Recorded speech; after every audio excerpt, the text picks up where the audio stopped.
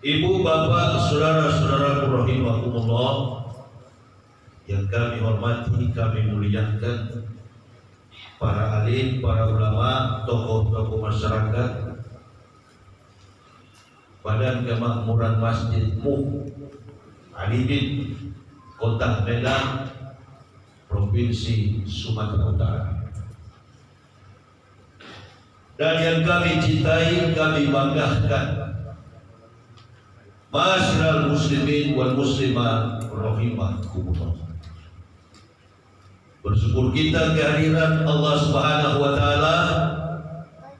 Kalau sampai pada jam dan detik ini kita semua masih dalam kondisi sehat dan bernapas. Kalau masih sehat, kalau masih bernafas, merupakan sebuah komitmen, konsistensi. Pilihan hidup kita adalah untuk memuliakan Allah dan Rasul-Nya. Dalam segenap perilaku aktivitas kehidupan kita sudah memilih jalan untuk menjadi seorang mukmin, orang yang beriman. Dalam perspektif dakwah Islam itu dikenal sebagai agama yang universal. Mulai dari pengutusan nabinya bersifat universal. Kitab yang kita yakini sebagai kebenaran wahyu Allah bersifat universal. Dan implementasi, kontekstualisasi dalam proses perjalanan hidup pengetahuan umat manusia bersifat universal. Tidak sampai di situ, Islam juga mencatat bukan hanya peristiwa surga dan neraka. Di dalam kitab yang diyakini kita umat Islam mengandung fakta-fakta sains dan teknologi.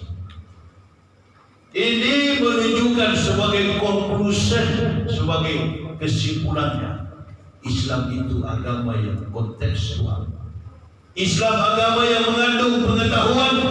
Islam adalah agama yang menuntut perbaikan hidup manusia, tidak hanya tentang peristiwa akhirat, tetapi selama di dunia dibutuhkan kemampuan intelektual, intelijensi manusia untuk memahami Islam secara baik. Dari rentang regeneration, generasi manusia kepada manusia lain, dari nabi kepada nabi yang satu, nabi yang satu sampai kepada nabi yang terakhir. Itulah Islam. Makanya kalau kita bicara tentang Islam, semua nabi itu beragama Islam.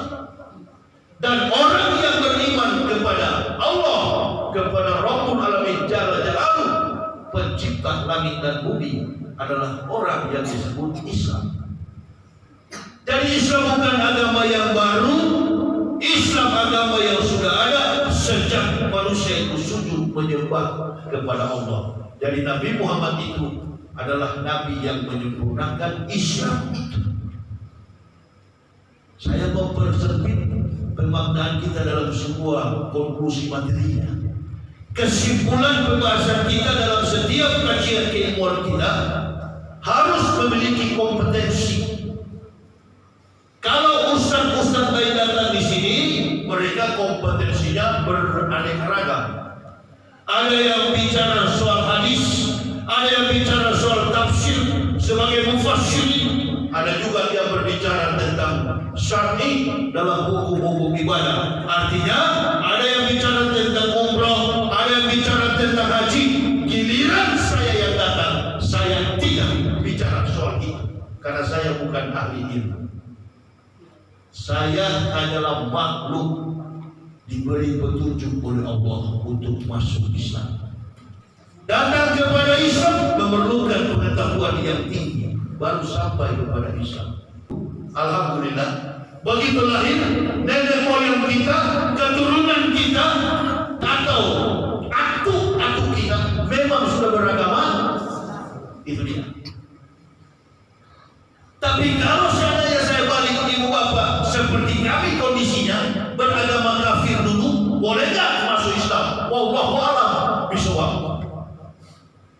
tentu ibu bapak bisa beragama Islam. Karena Islam ini membutuhkan orang-orang yang intelektualitas, intelijensi mereka di atas rata-rata. Makanya yang masuk Islam itu dalam rentang sejarah kehidupan dunia ini sampai pada hari ini, semua yang masuk Islam dari latar belakang background yang kafir adalah orang-orang yang memiliki intelijensi, otak kemampuan lobus parietal mereka, lapisan otak besar mereka, orang-orang cerdas. Goblok tak bisa masuk kepada agama ini. Maka juga lihat orang-orang yang sudah Islam sekalipun, kalau goblok tampak sekali dibodoh-bodohi oleh kafir dan orang-orang karena bodoh. Maka generasi ini dibutuhkan generasi yang smart, generasi yang cerdas, beriman. Kemana-mana saya berkeliling Indonesia hanya menegakkan Islam. Allah ganti dengan keberkahan, kemampuan, intelektualitas anak cucu kita menjadi anak-anak cerdas dan mempunyai watak takwa kepada Allah. Persoalan-persoalan terjadi saat ini adalah karena kita bodoh dan mau dibodoh-bodohi. Coba perhatikan, ketika orang pintar ingin memimpin, ketika orang pintar ingin menguasai sebuah arena pertarungan politik, bahkan dalam kepimpinan studi leadership, orang kafir, orang bodoh, penjahat, pengkhianat, mereka tak suka. Saya beberapa hari ini melihat berita-berita tentang Anies Baswedan. Bukan saya membawa ke politik ibu bapak, tidak ya.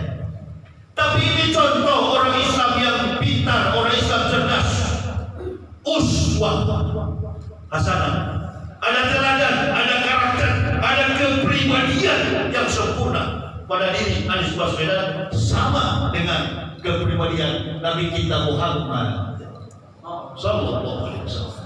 Kenapa? Karena orang kafir dan munafik tidak mau kalau pintar yang jadi pemimpin.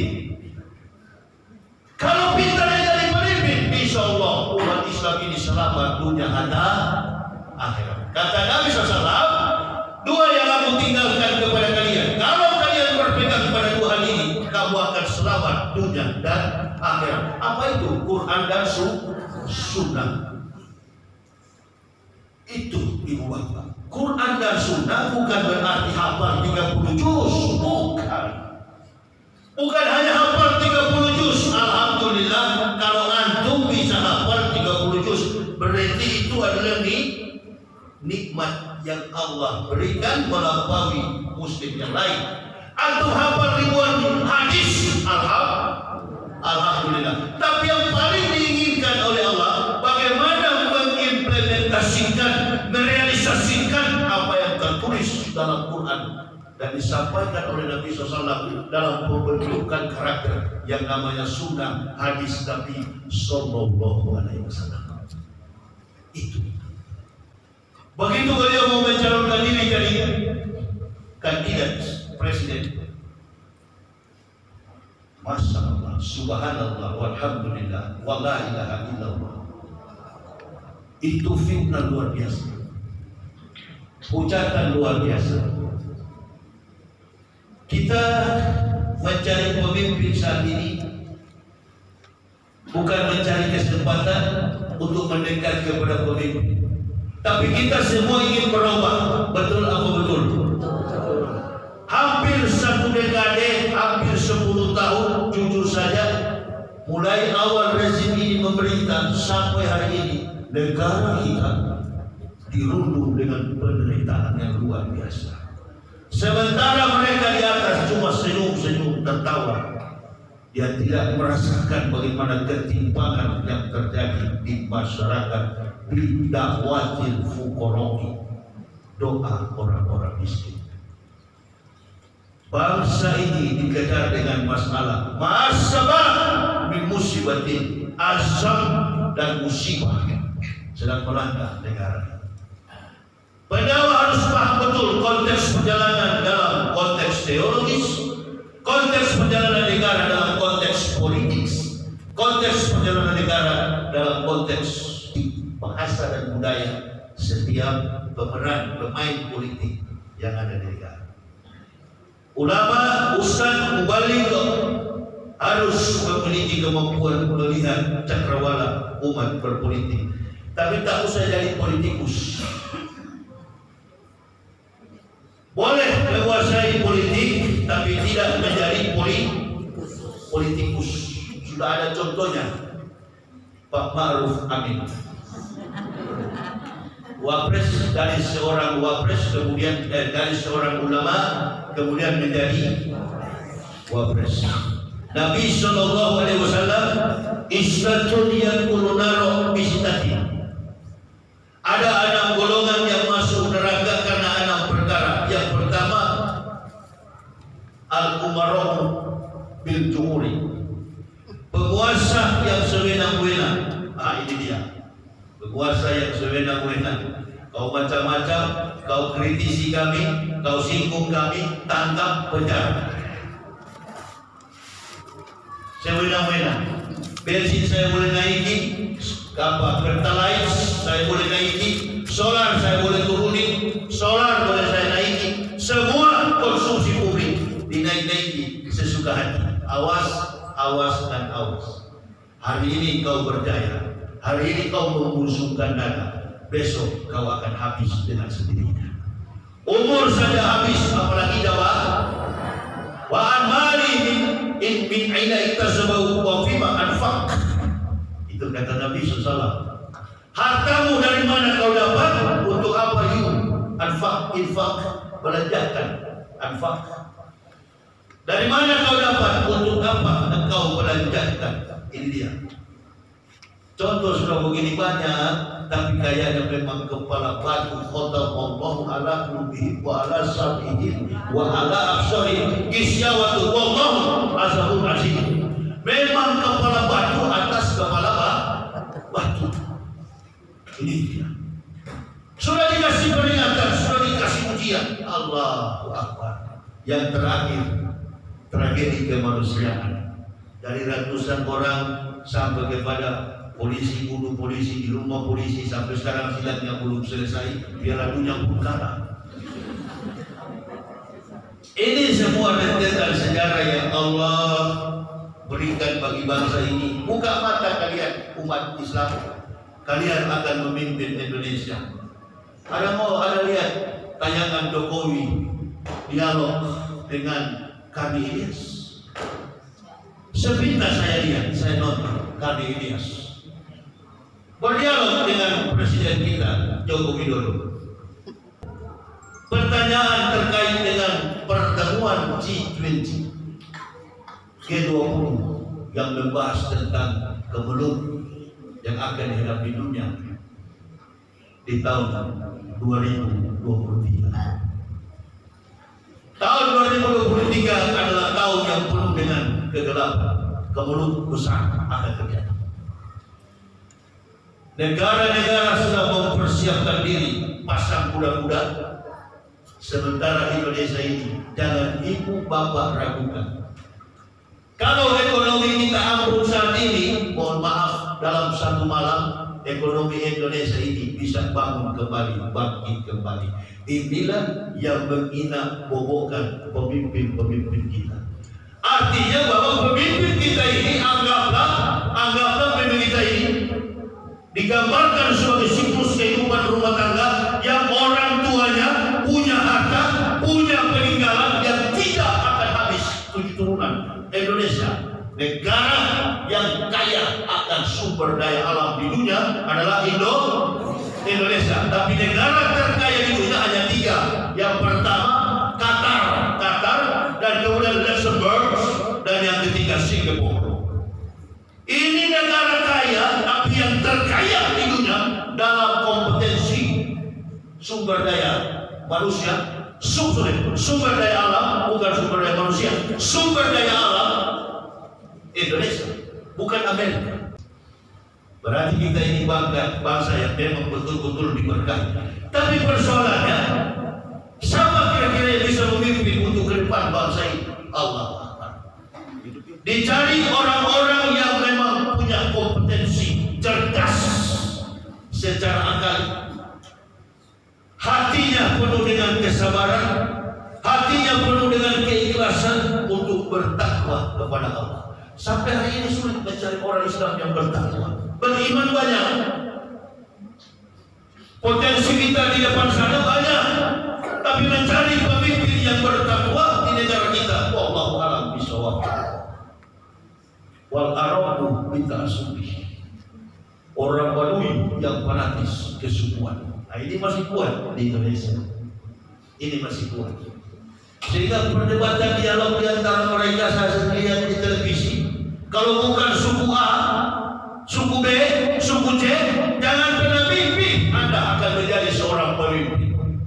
Anies pun dibawa-bawa kepada sebuah pembicaraan publik sebagai bapak politik identitas. Ini siapa punya konsep? Siapa punya konsep atau konsep? Siapa ini?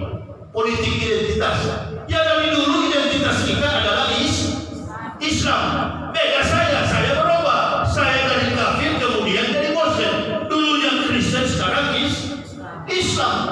Pilihan dalam undang-undang ditetapkan setiap warga negara berhak memeluk agama apa saja.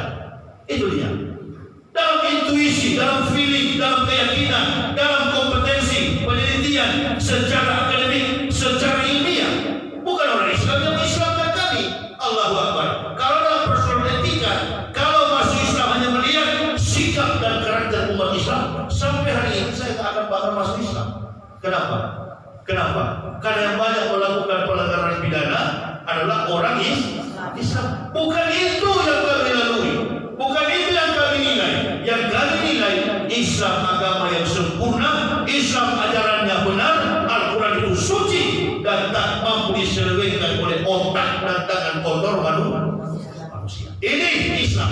Benarnya di dalam kitabnya, nabinya, orang yang cerdas, orang yang fatona, orang yang adil, orang yang bijaksana, biadil, umar.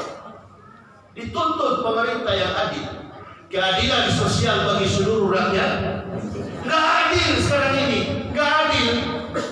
Berpihak kepada satu kelompok, berpihak kepada minoritas, tapi mayoritas diabaikan. Ibu bapak, saudara-saudaraku, sadarlah kita. Devisa negara ini, pendapatan negara ini terbesar, dimakmurkan, disejahterakan oleh umat Islam. Dihitung-hitung mulai dari ongkos perjalanan umroh, belum lagi orang berjihad, himayatan lil hajj, wasadaqah wadah, orang berjihad, orang naik haji, ongkosnya masya Allah. Membangun negara dengan ongkos yang sangat besar, memberikan sumbangsi bagi negara kita, umat Islam. Lalu antum sebagai pemimpin mengabaikan ini dan mengatakan politik identitas, wallahu a'lam bishawab. Ini adalah perbuatan yang tidak tahu bersyukur. Saya pilih orang Islam karena itulah yang ada dalam Al-Quran. Kita umat Islam dilarang memilih orang yang bukan dilarang itu dalam konteks Quran. Kalau Anda ada di sini ya, bos saya tidak, Ustaz, saya mau pilih orang kafir. Tidak apa-apa, supaya Anda adalah bagian daripada kafir. Anda terus terang kalau jadi orang Islam. A katakan A, B katakan B, C katakan C. Kalau Anda setia kepada Islam sampai mati, Anda harus setia. Saudara saya, kawan saya, Egi Sujana, dalam percakapan dialog, Egi Sujana ditanya, kalau Anda hidup di Amerika, ada seorang pemilih, ada seorang DPT daftar pemilih tetap. Negara Amerika memilih orang yang liberal, orang yang konservatif, orang yang orientalis, orang-orang yang di luar agama Islam, kafirun. Apakah Anda memilih? Dengan tegas saudara ini sudah menjawab, saya tidak akan memilih, saya out, golput. Tapi kita di negara Indo bukan politik identitas, kita memuliakan Allah dan Nabi kita Muhammad Sallallahu Alaihi Wasallam. Ada urusan apa? Tidak ada urusannya. Yang ada urusan adalah ketakutan orang munafik dan orang kafir akan menguasai sumber daya alam yang ada di Indonesia. Maka ibu bapak perlu perhatikan dengan baik. Sesungguhnya perjalanan kehidupan kita umat Islam ini membutuhkan orang-orang yang konsisten, tegas di dalam memberikan dakwah kepada umat, memberikan pendapat, memberikan ide-ide dan gagasan-gagasan, terutama kepada para politikus. Sudahlah, berhenti kita bicara tentang cebong dan kampret, kejadian-kejadian yang kemarin ribut di mana-mana. Stop and break. Kita pikirkan bagaimana majunya Indonesia ke depan dengan menghadirkan pemimpin Islam yang bertakwa. Amin ya Rabbal. Oh, kalau orang kafir tak bisa memimpin, apalagi lembaga strategis sudah terjadi sekarang ini. Kita dituduh para ustaz, para mubalik, para habaib, kita masuk penjara, kita ditangkap tanpa ada kasus pidana, masuk penjara kita. Sudah di dalam penjara, bagaimana penderitaan yang kami hadapi demi menegakkan Islam. Fitnah berkecamuk di mana-mana, orang kafir dan munafik kumpul sama-sama menghina. Ibu bapak mau tahu, baru 2 hari lalu saya pulang dari tempat yang jauh sekali, namanya Tapak Tuan, Belang Biji, Aceh Barat Daya. Baru tiba di sini, belum istirahat. Kemarin malam saya ceramah di kampung nelayan Belawan. Dakwah itu dengan hati yang bahagia, dakwah dengan hati yang senang. Untuk siapa? Untuk Allah dan Rasulnya, untuk sang pemberi agama yang suci, Nabi kita Muhammad Sallallahu Alaihi Wasallam. Allahu Akbar. Kita memperjuangkan Islam sampai kita di dalam penjara. Orang Islam mayoritas di negara ini, ulamanya ditangkap, ustaznya ditangkap, habibnya, curian para nabi ditangkap, mayoritas Muslim, dari Presiden Joko Widodo sampai ke bawah beragama Islam. Kok bisa ada ya? Kafir, yang munafik, yang menghina Islam, lari melanglang buana ke luar negeri. Bahkan yang murtad dari Islam, seorang ustaz namanya Tai Pudi, sampai hari ini tidak ditangkap, melanglang buana di negara Amerika, punya hubungan diplomatik. Kalau dia lari ke Urushalima, dia lari ke Yerusalem tak punya hubungan diplomatik dengan Indonesia. Dia punya hubungan diplomatik, punya Interpol. Kok tidak bisa ditangkap? Wallahu a'lam bishawab. Persoalan apa itu?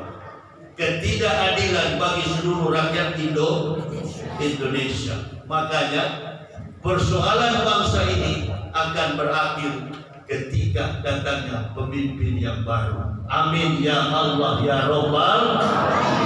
Itu dia. Ada pemimpin baru, bastotan itu kuat, berdirinya sehat, wajahnya pesnya ganteng. Itu dia. Jadi pemimpin tak boleh, harus orang yang cerdas. Amin ya Rabbal. Kita di Indonesia kan begitu, asalkan bisa dibayar, siapapun bisa jadi pemimpin, goblok pun bisa. Nah, ini ibu bapak, didik anak cucu kita, setiap kali terima rapor ranking, Bagaimana mendorong semangat anak cucu kita berguna bagi negara kesatuan Republik Indonesia dan terutama berguna bagi agama ini. Karena kuatnya agama ini akan memperkuat benteng negara kesatuan Republik Indonesia. Lemahnya negara ini ambruk sudah. Lemahnya Islam, ambruklah negara ini. Ini yang terjadi faktanya. Jadi kalau ibu bapak tanya, kok jadi begini sekarang Ustaz? Memang begini. Karena Soko Guru, tiang raja dari bangunan Masjid Al-Mu'alimin ini, dia kokoh. Bukan bangunannya ini yang kokoh, bukan dindingnya, bukan tiangnya. Memang tiang penegak untuk menyanggahkan semua bangunan ini adalah tiang rajanya. Tapi bapak jangan lupa, yang memperkokoh bangunan ini adalah pondasinya. Kalau la ilaha illallah Muhammadar Rasulullah kuat dalam pertahanan keimanan kita, takwa, insya Allah bangunan ini dihajar dengan gempa sekalipun takkan roboh. Tapi kalau pondasinya lemah, sebaliknya bangunan ini akan roboh. Bangunan negara ini adalah Islam, ketuhanan yang Maha Esa. Ketuhanan bersifat secara filosofis bagi seluruh agama-agama. Itu makna ketuhanan. Yang Maha Esa menyimpan rahasia tentang kebesaran, keesaan Allah Subhanahu wa Ta'ala. Yang Maha Esa adalah makna daripada iman tauhid, keesaan Allah. Ketuhanan milik agama-agama. Berarti Islam menyanjung, menghormati agama-agama lain. Amin ya rabbal. Dalam konteks hablum minannas, dalam konteks hablum minallah, Islam menegaskan kafir yang tidak beriman, Muslim adalah orang yang beriman. Itu dia. Tapi dalam persoalan-persoalan ideologi negara, persoalan-persoalan falsafah negara, kita sama bersaudara. Inilah makanya saya dipenjarakan dan ditanya, kok Ustaz Yahya minta maaf? Kami minta maaf karena persoalan dulu Ustaz Abdul Somad yang saya bela. Oh, ini mulut-mulut pengecut, ular-ular minyak di luar sana, ular minyak namanya. Dia terus berkomentar di media sosial, Ustaz Yahya minta ampun, minta maaf. Kawan, kita minta maaf karena perjuangan saya tidak pernah mengandalkan tenaga orang Islam. Saya cuma minta umat Islam dong. Tanya, lihat di pengadilan, kalau pernah saya pakai pengacara, polisi kasih pengacara, saya tolak catur bakti. Kejaksaan Agung menawarkan pengacara, saya tolak. Pengacara TPUA Egy Sudana dan kawan-kawan, saya tolak. Tanpa pengacara satu pun. Hakim yang mulia, terdakwa tidak ada eksepsi, tidak ada yang mulia. Tidak ada pembelaan, tidak ada yang mulia. Mana pihak terdakwa? Saya tidak terbiasa mengandalkan orang. Yang mulia, latar belakang saya dari 2006 saya masuk Islam sampai 2001 di pengadilan ini, saya keliling Indonesia hanya dengan bini anak, kemana-mana mengendarai mobil. Kami tak pernah mengandalkan orang untuk berdakwah. Kami pakai mobil keliling Indonesia, ujung pukul ujung, barat pukul timur, timur pukul barat, kami pakai mobil. Jadi saya tidak terbiasa yang mulia mengandalkan tenaga orang setelah saya sudah Muslim. Jadi tidak ada pengacara sampai hari ini, tidak ada yang mulia. Banyak yang menawarkan yang mulia, semua saya tolak. Ini ibu bapak jangan fitnah di luar supaya tidak berkembang cerita bohong. Orang kalau sudah menceritakan bohong terhadap saya, hanya dua masalahnya. Ini orang kafir dan saya mau tanya, berapa kafir bayar kamu? Hah? Karena yang paling benci sama saya adalah kafir. Ibu bapak kemana-mana aman kok, aman ibu bapak. Mau ke bandara ibu bapak aman, ibu bapak belum tahu. Kami kemana-mana itu, mata kami ada 15, di depannya ada 8, di belakang-belakang 1 ke atas, hanya melihat kepada Allah. Jadi tingkat kehati-hatian kami dalam berjalan menegakkan Islam ini, kalau mental kerupuk, Allahu Akbar. Ini baru jalan 1-2 meter, pengawalnya sampai 50 orang. Kami insya Allah, kami tidak mau berkelompok, kami tidak pernah datang membawa ilmu ke masjid. Ibarat handphone, kami ini cuma charger, kami di luar daripada komponen IT handphone itu. Kami hanyalah charger, kami hanyalah alat kecil yang dipakai dalam membantu untuk mensuplai energi kepada handphone itu. Jadi kalau ibu bapak punya HP, baterainya lemah, insya Allah perlu charger, kami yang mencas. Jadi jangan berpikir ibu bapak pulang dari masjid ini dapat ilmu dari Yahya. Saya nggak punya ilmu ibu bapak, antum pulang hanya di charger. Tapi ibu bapak saya garis bawahi, mahal handphone antum semua. Mahalnya berapapun harganya, kalau baterainya lemah, percuma. Tak bisa dipakai untuk berkomunikasi dengan tetangga, dengan bini, dengan anak, dengan family, dengan kawan-kawan, sahabat, rekan kerja, bisnis dan lain sebagainya. Karena baterainya low battery, maka dibutuhkan alat charger. Jadi nggak apa-apa kalau perusahaan ke depan sudah tidak berdakwah, berarti nggak terlalu penting itu karena cuma charger. Yang bahaya ini kalau ustaz, ulama-ulama sudah mendekat ke rezim yang laknatullah, rezim yang sudah zolim, lalu kita mendekat ke sana, kaki kita ke sana, mulai meminta-minta kepada orang-orang soleh. Manda'a li zalimin bil baqai faqasu an yusroi fil ardi. Jangan kamu mendoakan manda'a li zalimin bil baqai. Jangan kamu mendoakan orang-orang soleh. Sesungguhnya hal itu mendurhakai Allah fil ardi, di muka buminya. Jadi jangan kita acara agama sudah lihat pemimpin soleh, ya Allah berikan pemimpin ini kekuatan, sayang ini ya Allah, jangan muka terus jilat. Ya Allah, Bapak kita ini pemimpin, ya Allah sudah jelas soleh ini didoakan, biasa begitu kan? Sorban sampai 5 biji, leher kaki semua sorban. Ya Allah berikan Bapak ini, ya Allah.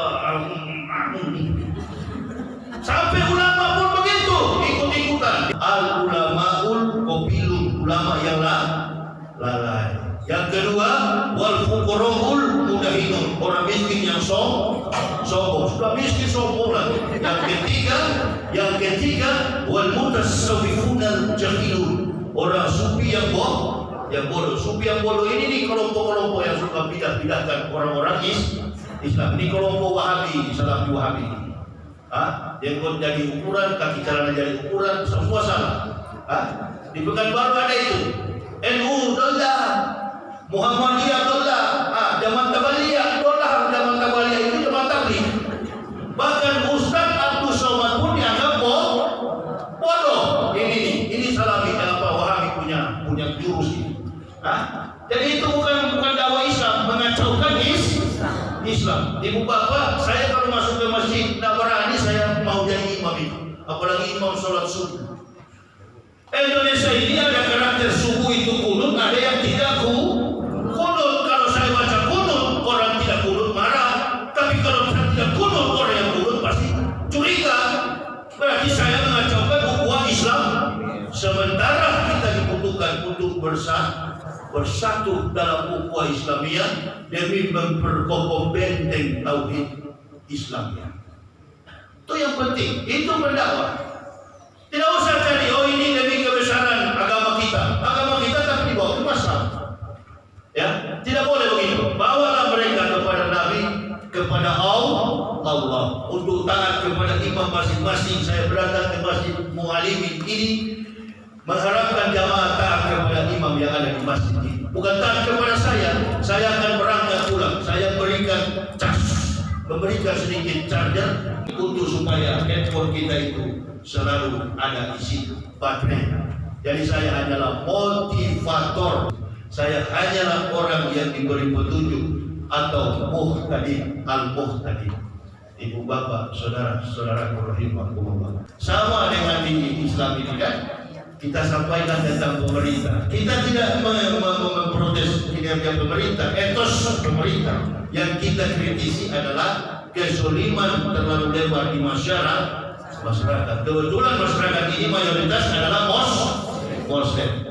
Jadi pemerintah terbaik selama sepanjang sejarah dari Soekarno sampai Jokowi, nggak ada presiden dan pemerintah terbaik kecuali Presiden Joko Widodo. Itu dia, luar biasa. Saking bagusnya, mohon maaf ya, saking bagusnya, ulama ditangkap itu gagal. Umat beragama terpecah belah, ya saking katanya pemerintah itu. Itu dia ya. Tapi jangan dulu diaminkan bu, takut dosa. Itu dia. Jadi pelan-pelan saja. Jangan bilang jelek bu. Kalau bilang jelek, besok diborgol lagi saya. Ya. Jadi bilang saja. Pokoknya yang paling gagah pemerintah di dunia ini adalah rezim yang sekarang. Semuanya kan jalan-jalan raya bagus, ya kan? Persatuan umat Islam bagus, ya kan? Itu dia. Tokoh-tokoh politik harum namanya, insya Allah. Hampir semua tokoh politik dibusukkan namanya di rezim ini. Dibutuhkan persatuan umat Islam. Besarkan partai-partai Muslim, besarkan partai-partai Islam. Partai apa yang ada dalam Islam itu di Indonesia? P3, Partai Persatuan Pembangunan. Kemudian PKB, itu besarkan mereka. Kemudian partai apa lagi? PAN, PKS, Partai Keadilan Sejahtera. Yang terakhir ini partainya Amin Rais. Ada partai yang satu itu, Partai PBB nomor 13, Prof Yusril Isha Mahendra, itu partai PBB, itu partai-partai Islam punya ulama-ulama besarkan partai itu biar kafir dan munafik tambah jengkel. Kita adalah politik identitas, memang identitas kita Islam ya, jangan malu-malu lah. Ini si munafik di televisi bilang, oh saya tidak, saya pilih yang bukan Islam. Waduh, memang betul-betul, wah luar biasa. Jadi kalau mau kaya ibu bapak gampang, sekali aja agama ini, ibu sekali agama ini dan masuk ibu kafir. Dan lebih bagus begitu bu, terbuka saja bermain, jangan di belakang layar. Kalau mau masuk Islam, Islam benaran. Kalau setengah-setengah, keluar dari Islam ikut kafir, supaya jelas warnamu. Amin ya robbal.